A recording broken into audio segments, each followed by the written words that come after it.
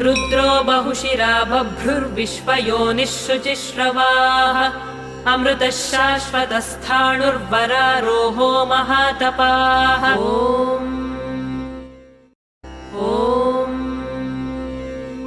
सर्वगः सर्वविद्भानुर्विश्वक्सेनो जनार्दनः वेदो वेदविदव्यङ्गो वेदाङ्गो वेदवित्कविः।